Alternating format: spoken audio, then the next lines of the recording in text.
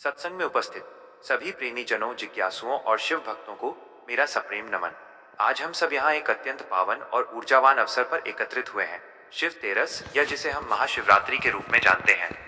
यह दिन केवल एक पंचांग की तिथि नहीं है, बल्कि मानव चेतना के जागरण का एक महापर्व है। फाल्गुन मास के कृष्ण पक्ष की त्रयोदशी और चतुर्दशी की इस संधिकाल की रात्रि को हम शिवरात्रि कहते हैं।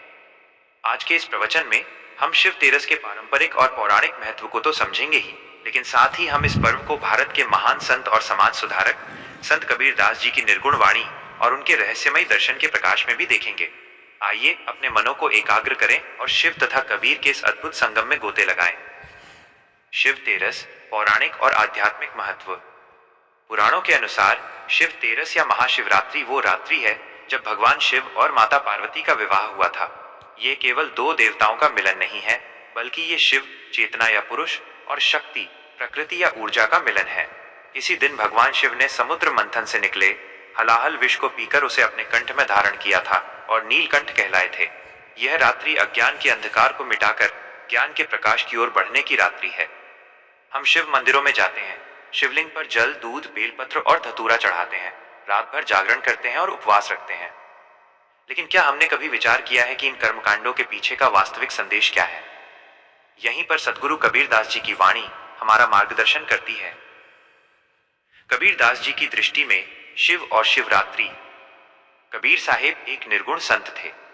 उनके लिए ईश्वर किसी एक मंदिर, मूर्ति या स्थान में बंधा हुआ नहीं है। कबीर के राम या शिव घट घट वासी हैं। कबीर दास जी हमें बाहरी कर्मकांडों की नींद से जगाकर भीतर की शिवरात्रि मनाने का आह्वान करते हैं। कबीर साहिब कहते हैं, कस्तूरी कुंडल बसई, मृग ढूंढई बन माही। ऐसे घट घट राम शिव हैं, दुनिया देखे नहीं।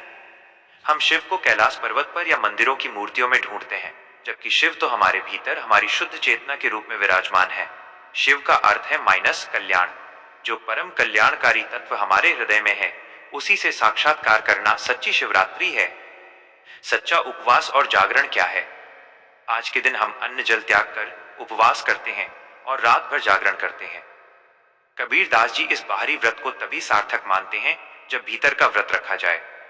उपवास का अर्थ है उपजोड़ वास, यानी ईश्वर के निकट वास करना। यदि आपने अन्न छोड़ दिया लेकिन आपके मन में क्रोध, ईर्ष्या और मोह का भोजन चल रहा है, तो वो उपवास नहीं, केवल शरीर को कष्ट देना है। कबीर साहिब बाहरी पाखंड पर चोट करते हुए कहते हैं, माला फेरत जुग भया, फिरा न मन का फेर। कर का मन का डार दे, मन का फेर।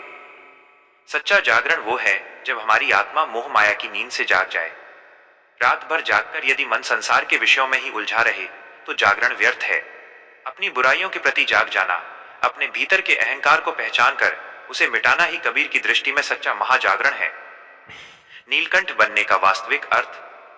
भगवान शिव ने संसार को बचाने के लिए विष पिया था। कबीर दास जी का पूरा जीवन इसी शिव तत्व का प्रमाण है।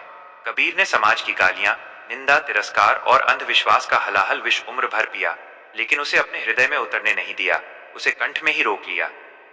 जब हम अपने दैनिक जीवन में किसी का क्रोध, किसी के कटु वचन या समाज की बुराइयों का सामना करते हैं, तो हमें भी नीलकंठ बनना चाहिए।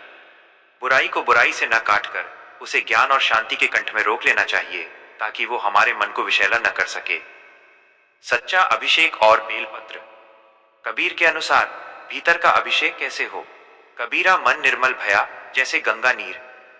पीछे पीछे हरि फिरे, कहत कबीर कबीर। शिवलिंग पर जल चढ़ाना प्रतीक है अपने मन को गंगा के जल की तरह निर्मल करने का। जब मन निर्मल हो जाता है तो भगवान स्वयं भक्त के पीछे चलते हैं। हम शिव को 3 पत्तियों वाला बेलपत्र चढ़ाते हैं। आध्यात्मिक दृष्टि से ये 3 पत्तियां हमारे 3 गुणों, सत्व, रज और तम का प्रतीक हैं। कबीर कहते हैं कि हे मानव, अपने इन तीनों गुणों को, अपने अहंकार को उस परम सत्ता के चरणों में अर्पित कर दे। जब तू मैं को मिटा देगा, तभी शिव की प्राप्ति होगी। उपसंहार, क्लोजिंग। मेरे प्रिय बंधुओं, शिव तेरस हमें यह याद दिलाने आती है कि हम केवल ये नश्वर शरीर नहीं हैं। हम उस अनंत, अखंड और अविनाशी शिव तत्व का ही अंश हैं। बाहरी रूप से आप मंदिर जाएं, अभिषेक करें, ये आपकी श्रद्धा है और ये सुंदर भी है। परंतु कबीर दास जी की वाणी हमें यह समझाती है कि कर्मकांड वहीं तक सीमित न रह जाएं। जल शिवलिंग पर चढ़े, लेकिन शीतलता हमारे स्वभाव में आनी चाहिए। बेलपत्र पत्थर पर चढ़े, लेकिन अहंकार हमारे मन से टूटना चाहिए। धतूरा भगवान को अर्पित हो, लेकिन हमारे भीतर का नशा और मोह उतरना चाहिए। सच्ची शिव तेरस तब मनेगी जब अज्ञान की रात्रि समाप्त होगी और आत्मज्ञान का सूर्य उदय होगा। आइए आज इस शिवरात्रि पर कबीर साहिब के निर्गुण दर्शन को अपनाएं, अपने भीतर के शिव को पहचानें, मन को निर्मल करें और एक शांत, करुणावान और प्रेममयी जीवन जीने का संकल्प लें। आप सभी के भीतर बैठे शिव को मेरा प्रणाम। भगवान आशुतोष और सद्गुरु कबीर आप सभी पर अपनी कृपा दृष्टि बनाए रखें। आप सभी के जीवन में ज्ञान का प्रकाश फैले और अज्ञान की रात्रि का हमेशा के लिए अंत हो। ओम शांति शांति शांति। हर हर महादेव। साहिब बंदगी।